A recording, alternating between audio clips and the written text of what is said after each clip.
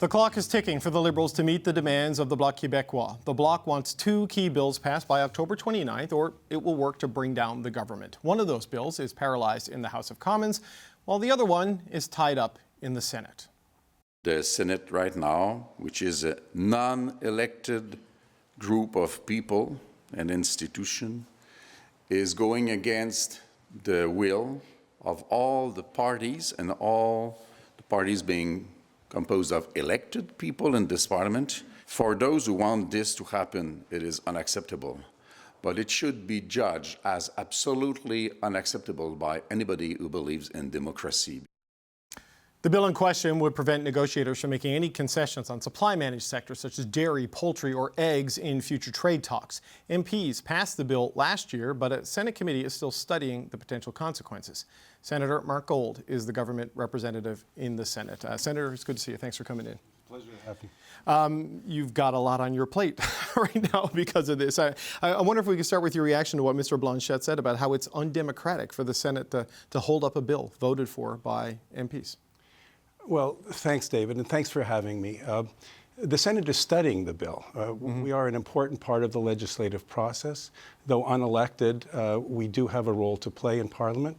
The bill has been in the Senate for a while, but it is now being studied by the committee and will continue to be studied for the weeks to come. And I'm hopeful that it will complete its work quickly, and so that the Senate as a whole will have an opportunity, as is part of our legislative process, to pronounce on this bill. It's an important bill. It's a bill the government supports. I'm a senator from Quebec, and I support it, and I think it's good for the country. It's being studied, and it will get to the chamber quickly, I hope. As you say, it's going to be studied for the weeks to come, and it was going through its normal process, and then the politics around it changed with the demand from the Bloc Québécois. So at the rate at which it is going, you say they want to study it for a couple of more weeks, likely at committee.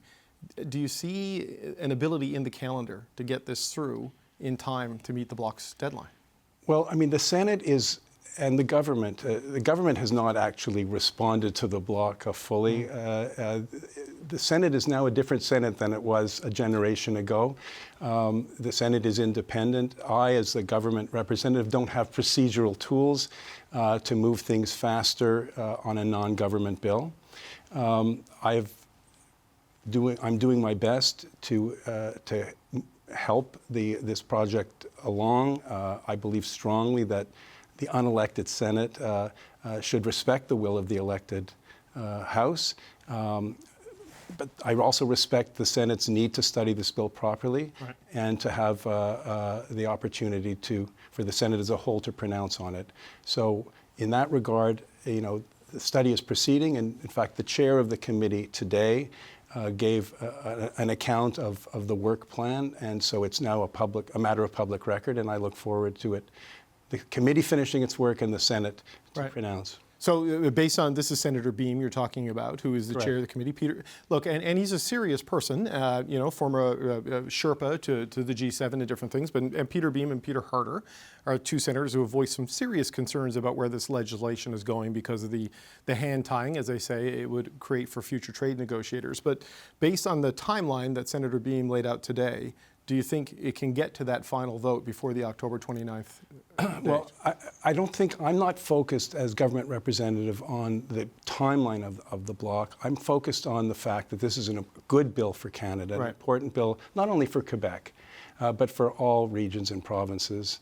And I have enormous respect for Senators Beam and Harder. I count them as friends, and we respectfully disagree with each other about the bill. And the independent Senate is going to do its work, I hope, efficiently and expeditiously, so that the Senate can debate it in full chamber and I hope pass the bill for the benefit of Canadians. What's your sense on whether it would pass once it gets there? Do you think there is majority support inside the Senate? Because you say it is not the Senate of most of our lifetime. Well, I think that the Senate has shown a great deal of maturity over the last number of years. You know, there are some circumstances where the Senate really has a role to play to slow things down and even to oppose government legislation, but they are narrow issues. And this bill doesn't fall within that category. This is not a case where the government is trampling over the constitutional rights of Canadians. This is not a case where the reasons why the Senate should attempt to stand up to the will of the House is at all present. This is a trade policy bill. It was supported by a great majority of elected members, by the government, by the cabinet, by members from all parties. I would say an overwhelming majority. Right.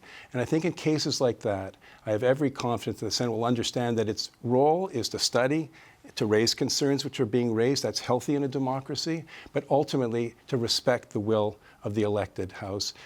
That's the position that I think the Senate should take, and I'm confident that a majority of senators will understand that's what they should do as well. You're confident, or you know that to be the case? David, this is a difference. You know the quip from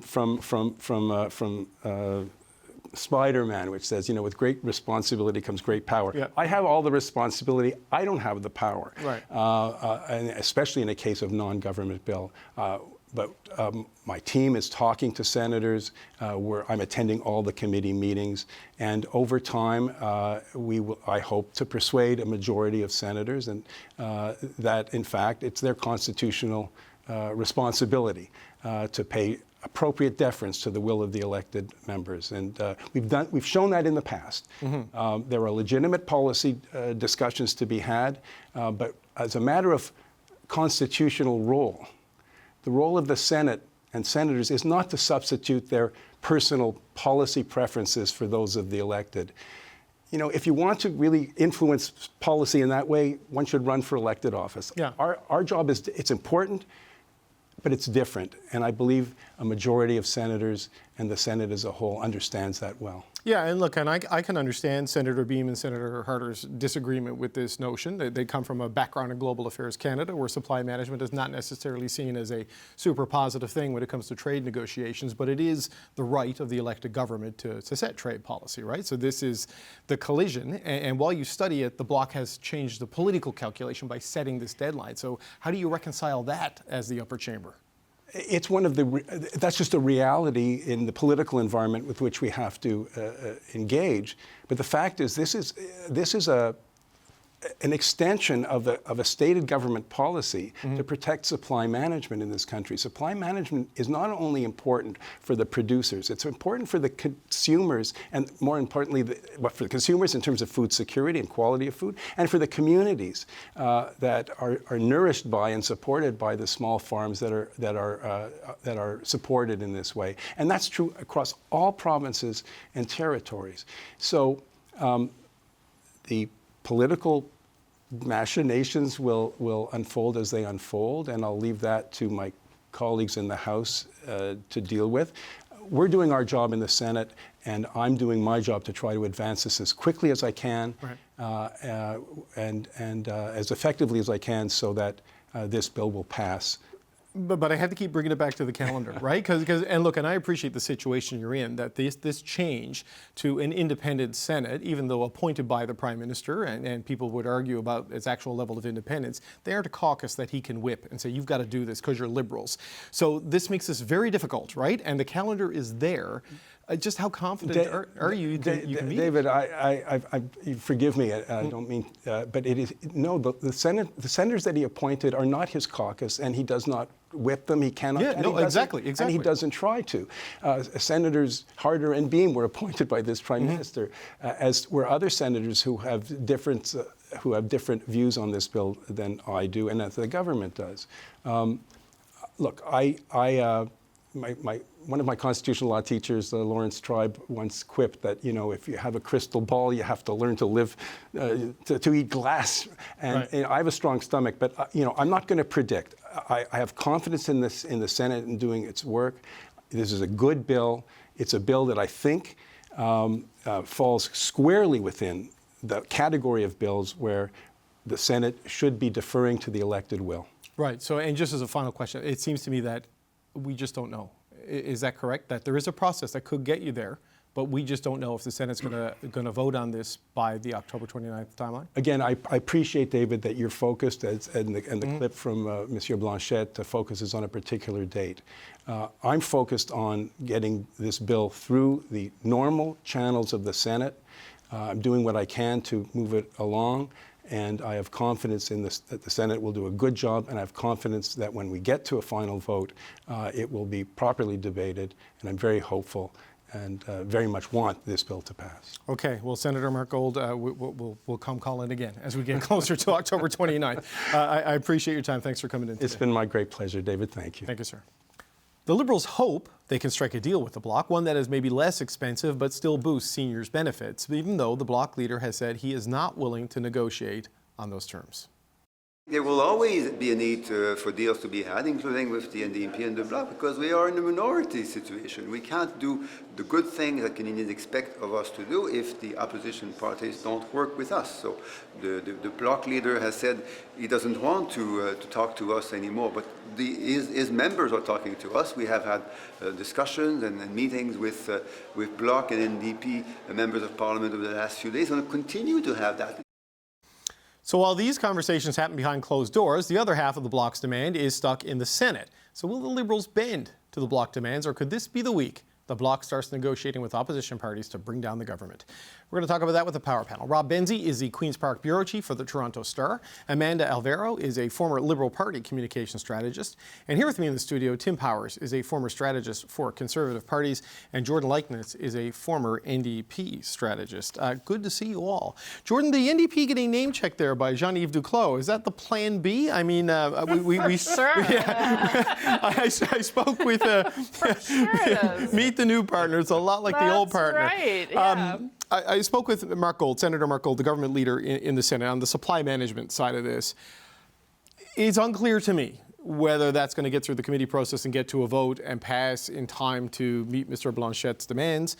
And I don't know what's going to happen on OAS. What do you make of this now? Well, look, I mean, I think the Bloc's strategy has been a little bit strange on this. They've burned very hot with some really absolute demands on something, number one, the Senate, that, well, yes, the government may have some influence. They really don't have direct control over in terms of passing the supply management legislation. And then the second thing on the OAS, it's typically good to know whether your demand is doable before you make it in public. And that was obviously not the case here. So the Liberals have decided to call the Bloc's bluff. And now the Bloc has painted themselves into a bit of a corner on this. So I think that it's certain that the Liberals would prefer to talk with the NDP now. And I will say also that my sources within the NDP tell me that there's been absolutely no conversations with the Bloc about bringing the government down. So there's two stories happening here, one public and one that's actually happening behind closed doors. Well, Tim, the Bloc has said they want the yes or no from the government this week. And once they get that answer, if it's yes, then they'll negotiate with the government on how to get everything done by the 29th of October. And if it's no, that's when they ring up Singh and ring up Mr. Poilievre, if he would, or Mr. Scheer, whoever it is. What do you make of where this thing is now? You better get your hour clock up there, the countdown clock. Countdown clock? You better get the countdown clock going. Yeah. It's inevitable. Look, we were talking earlier about programs that were all of our vintage. So let me quote the beginning of Days of Our Lives. Like sand through an hourglass, so go the days of our lives. Welcome to the regular cadence of minority parliaments. And that's kind of where we are now. I don't think the Liberals may move a little bit. I think what the Bloc were trying to do, not that any of us could consider ourselves Bloc apologists or interpreters, but is they've watched the government, the way they've behaved over the last little while, and in terms how they've behaved to others with demands. And maybe they were hoping by pounding on their political chests forcefully that they'd extract something. Now they haven't. I don't think they know quite what to do. The NDP, as Jordan alluded to, are not really in a hurry to bring down the government. Poilievre is off on his own train. If they come forward with a confidence motion, depending what it is, I'm sure it will get some support, but I don't think there's going to be enough support to bring the government down. So those sands go through the hourglass. Hourglasses, Google them if you don't know what they are. They don't exist anymore, although Rob may have one there. Thank you, Bo Brady. Amanda, the Bloc has extracted something from the Liberals. It's le Salle-Marde Verdun. And it seems to me that whether they get their OAS demand or not, they can say to Quebecers when the election happens, we fought for this, got everyone else to vote for it. And that then becomes an argument they bring to gain seats in Quebec. That seems to me maybe what their play is as much as a policy thing. Where do you think it goes? Yeah, and I think a couple of weeks ago, I agreed with that. And I said, this was a power move, and he was able to steal the limelight away from Singh and the NDP. And now it feels like his 15 minutes are up, where he came in bold and assured. He's looking more and more desperate and even borderline embarrassing. So while he may have considered that this would be the option, the merchandise that he would put in the window for Quebecers, the big problem with his big bet is that if these demands are not met, increasingly it looks like they're not going to be met, and if he's not able to topple the government, then he looks completely powerless. It looks as if he wasn't able to achieve anything, and that is not a good look. That's a very bad look for Blanchette, for the Bloc. And I feel like his tone and language is trending in that way. When someone starts to make arbitrary demands and arbitrary timelines and the days are up, it starts to feel like someone who has lost control of their own narrative. Benzie, he had one very strange analogy today in English where he talked about the supply and confidence agreement. He's saying one partner is now sleeping on the couch and they may come back to the bed and someone's going to be tied to the bed and you don't know who it is. And tied to the bed? You're getting pretty raunchy. I am telling you what he said, and maybe it makes more sense in French. I don't know. But Benzie, the Senate, I don't know if they're going to be able to meet the deadline, though the government is on board with the supply management thing. This is not something the Liberals oppose at all. It's just a question of mechanically whether it can be done. But it seems like tomorrow or Friday, because there's no House of Commons sitting next week, they need a clear answer within the next 48 hours, and we'll know where the Bloc goes in this chaotic minority parliament we're watching. Yeah, I mean, but I'm still not convinced that the New Democrats won an election. I mean, I don't think they've got enough money on hand to buy a small condo in Toronto, let alone run a national campaign. So I'm not sure that they, and also they are more of the grown. Jordan would agree with this. I think they're more of a grown up in this equation. The Bloc is a mischief making party. This is not a national party. This is a party that advocates for the secession of Quebec from Canada. They don't have Canada's best interests at heart. And I think that playing footsie with them, I understand why the federal Liberals have to do that, but there is something unseemly about it. And some of the rhetoric from Blanchette is so over the top, it kind of underscores my point. I think, right. The mouse is in the trap and all this bizarre kind of language.